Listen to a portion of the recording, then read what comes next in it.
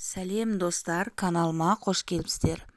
Бүгін сіздермен бірге шие жемісі туралы ақпаратпен бөлісетін боламын. Шие раушангүлдер тұқымдасы сүйекті жемістер тобына жататын ағаш және бұталы өсімдік.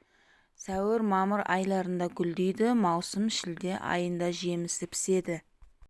Шие ағашының жемісі өте пайдалы әрі тәтті. Жемісінен шырын, тосап, компот, жем, шәрбат жасайды және аспаздықта түрлі десерттер жасауға қолданылады.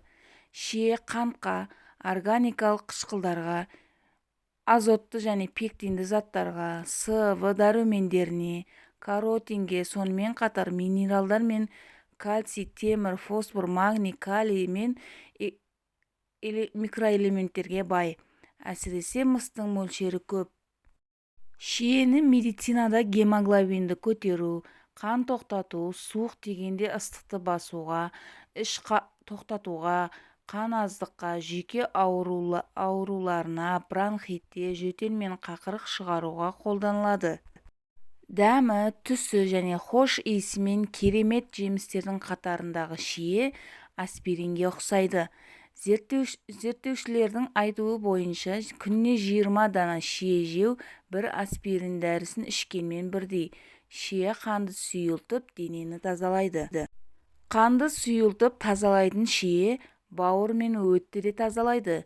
Бүйректердегі зиянды заттардың шығуына көмекші болады. Іш қатуын кетіріп, ас қорытылуын жеңілдетеді.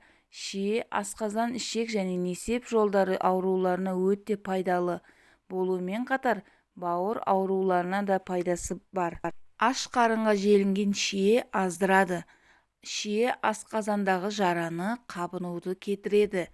Шиені тұрақты тұтынылған жағдайда бүйрек пен қуық жолдарын құмдардан тазалайды.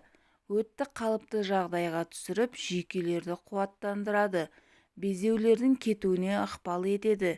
Ревматизм, артериосклероз және буын ауруына пайдасы бар.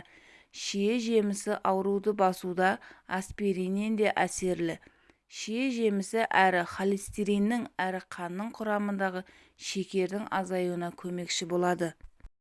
Қанның құрамындағы зиянды заттардың денеден шығуына ықпал етеді.